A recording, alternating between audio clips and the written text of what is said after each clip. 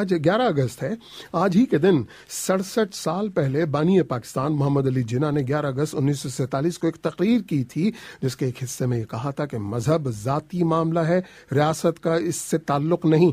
लेकिन कुछ लोग कहते हैं कि उन्होंने ये कहा ही नहीं और अब इसका कोई सौती रिकॉर्ड भी नहीं मिलता।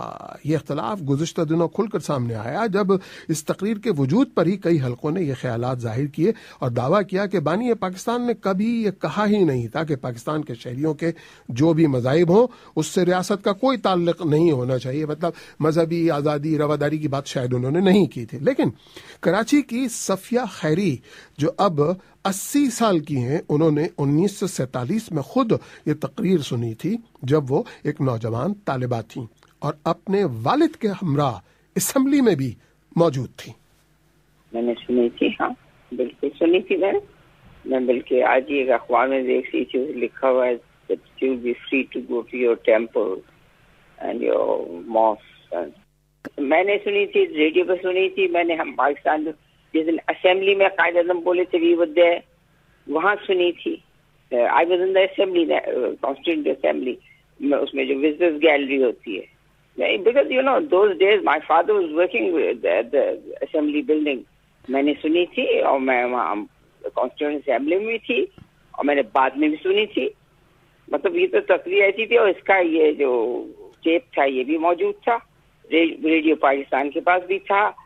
और बेटा ये जो बात कहते हैं ना कि वो एक साहब जो है सिविल सर्वेंट जो कि कह रहे थे कि तकरीर तो कभी की नहीं, एक लड़की जिसने 20 साल इस पे रिसर्च की, अब कहती कोई ऐसा बात हुई नहीं।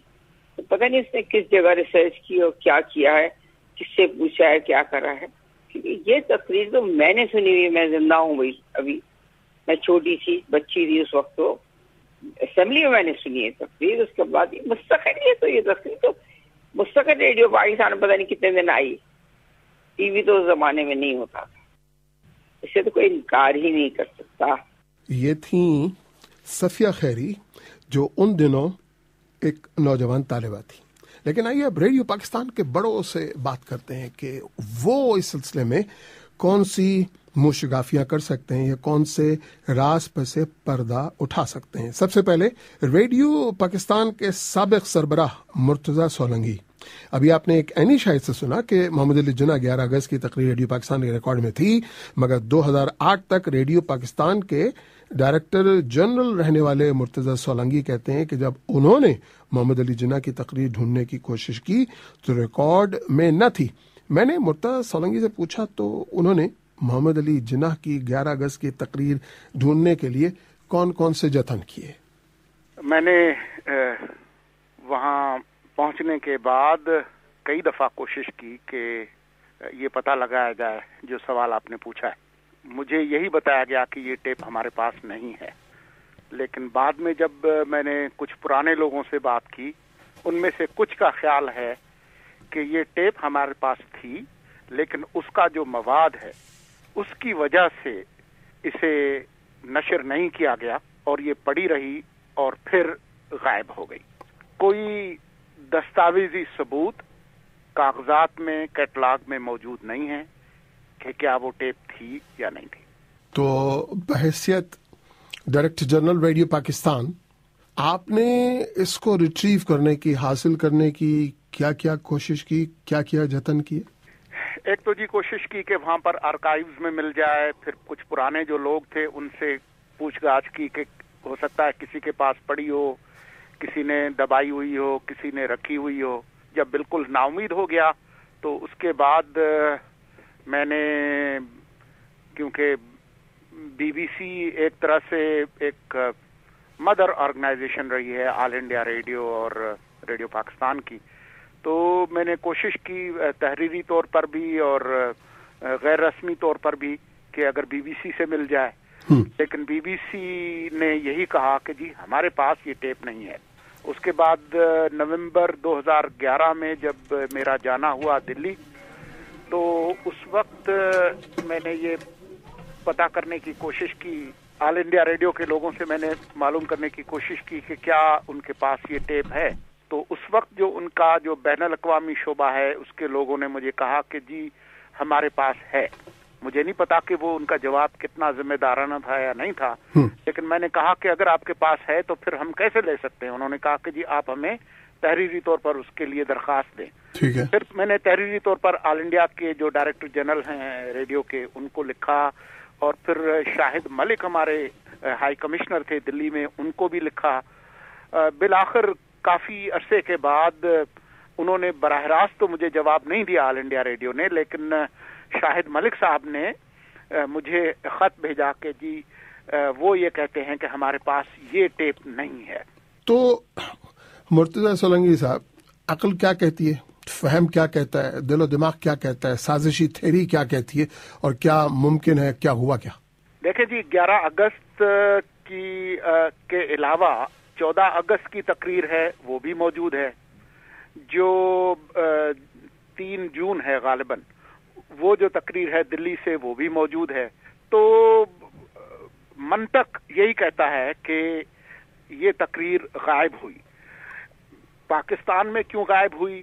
غالب امکان یہی ہے کہ جو اس کا مواد تھا، اگر فاطمہ جناح کی ٹیپس کو اور تقریروں کو ایڈٹ کیا جا سکتا تھا، اور جوش ملیح آبادی صاحب کا انٹرویو جو 70 کے دہائی میں ہوا تھا 28 منٹ کا، وہ آج تک براڈ کاسٹ نہیں ہوا، ابھی تک ریڈیو پاکستان کے آرکائیوز میں پڑا ہوا ہے.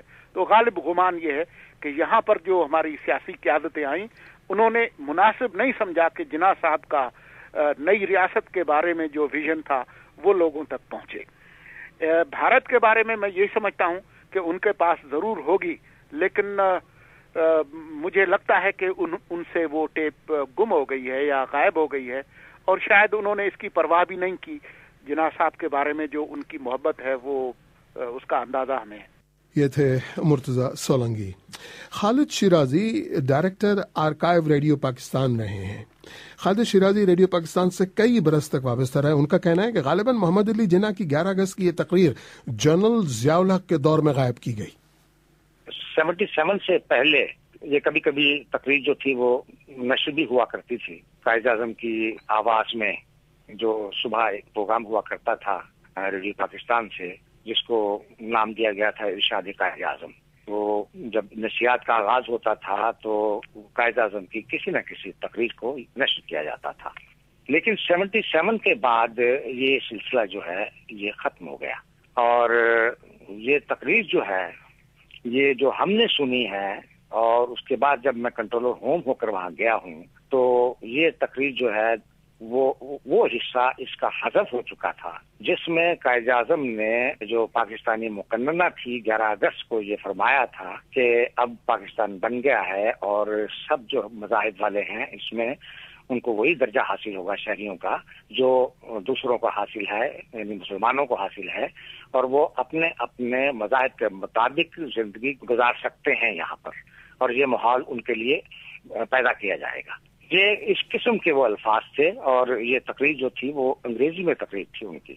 میں تو اردو کا جو ان کا لب لباب ہے وہ میں بیان کر رہا ہوں. لیکن یہ تقریر جب ہم 2003 میں وہاں کنٹرول ہوم تھا تو تقریر کا مسودہ بھی موجود تھا، تقریر کے آڈیو بھی موجود تھی، لیکن یہ حصہ اس میں سے حذف ہو چکا تھا.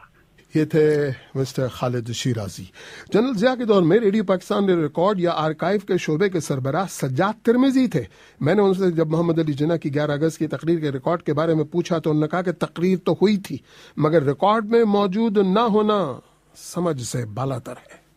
وہ Shalimar recording company information broadcasting ministry کے تحت تھی، ایگزسٹ کرتی تھی. اس میں بے شمار کیسٹ جتنے تھے قائد اعظم کی اسپیچز کے وہ اس نے برنگ آؤٹ کیے تھے، سیل کیے تھے، مارکیٹ کیے تھے. اور اب تو وہ کیسٹ والا معاملہ بھی ختم ہو گیا، اب تو اور چیزیں آ گئی دنیا میں. وہ پرانی بات میں بتا رہا ہوں آپ کو. یہ جو اگر تقریریں تھیں تو وہ ریڈیو پاکستان کے ریکارڈ سے کیوں نکل کر کے چلی گئیں؟ اگر گئیں تو کہاں گئیں؟ وہ ریڈیو پاکستان کے ریکارڈ میں نکل کے نہیں چلیں گی، ریڈیو پاکستان کے ریکارڈ میں ہوں گی. کوئی ریڈیو پاکستان میں ایسا آدمی ہے کوئی آپ کو نکال کے دے، اس کے پاس وقت سارے کام چھوڑ کے آپ کا کام کر دے؟ اس کا ریکارڈ جو ہے ریڈیو پاکستان کے پاس ہونا چاہیے. اب میری تاریخ پیدائش کی پرچی ٹاؤن ہال لاہور میں ہونی چاہیے. اب تو میں کیا کروں؟ یہ بھی بالکل بات ٹھیک ہے. میں اکتوبر میں پیدا ہوا 1930 میں. میرے باپ نے پرچی حاصل کی جمع کرا کے نام لکھوا کے. اب اگر وہاں نہیں ہے ریکارڈ تو میں کیا کروں؟ نہیں سر، میں آپ سے نہیں کہہ رہا آپ کو اس میں کہ آپ کو کچھ کرنا چاہیے. میں تو ریکارڈ دنیا میں ضائع ہوتے رہتے ہیں کئی چیزوں کے. اچھا، تو کہیں ضائع ہو گیا ہوگا. کہیں ایسا تو نہیں ہے کہ یہ بتائیں راز ماپ کی زندگی کے جو آخری ایام تھے وہ سارا ریکارڈ کہیں آپ کو صحیح مل جائے؟ ہاں، ذرا مشکل ہوگا وہ ملنا. پھر اس میں کیوں نہیں آپ تحقیق کرتے؟ تو تحقیق تو ہونی چاہیے. اور کلمہ آخر صفیہ خیری کے حوالے وہ کہتی ہیں کہ تقریر میں محمد علی جناح نے کوئی حیران کن بات نہیں کہی تھی جب انہوں نے کہا تھا کہ اس نئے ملک کے شہریوں کے لیے مذہب ذاتی معاملہ ہے اور ریاست کا اس سے تعلق نہیں ہونا چاہیے. قائد اعظم کی پاکستان بننے کی پوری فلسفی تھی وہ یہی تھی. وہ یہ نہیں تھی انہوں نے کبھی یہ کہا کہ ہمیں نمازیں نہیں پڑھنے دیتے. انہوں نے یہ ضرور کہا کہ ہندو اور مسلمان ایک دوسرے سے بالکل مختلف ہیں، حتیٰ کہ ان کے کھانے کے برتن تک مختلف ہیں ایک دوسرے سے. لیکن انہوں نے کبھی قائد اعظم نے یہ نہیں کہا کہ ہندو ہمیں نماز ہی نہیں پڑھنے دیتے اور ہمیں تنگ کرتے ہیں اور کچھ کرتے ہیں، یہ کبھی بات نہیں کہی. لیکن انہوں نے یہ مستقل کہا کہ وہاں پر بہت زیادہ اکنامک انجسٹس ہے، لہٰذا اس کے لیے پاکستان بنا تھا. اور اگر دیکھو اس کے لیے پاکستان نہیں بنتا تو یہ 99.9% مولوی جو تھے نا وہ تو دشمن تھے. وہ قائد اعظم کو کافر اعظم کہتے تھے، پاکستان کو کافرستان کہتے تھے. مطلب اگر یہ سچ بول رہے ہیں تو جھوٹ ہے، سمجھے اتنا بڑا جھوٹ ہے کہ پھر یہ کیوں نہیں ساتھ دے رہے تھے پاکستان کا. اگر قائد اعظم نے یہی کہا تھا کہ پاکستان اسلامک اسٹیٹ بننے کے لیے بنایا گیا ہے، دے شوڈ ہیو بین ہے نا. قائد اعظم کی 11 اگست 1947 کی تقریر صوتی اس کا ریکارڈ گیا تو کہاں گیا؟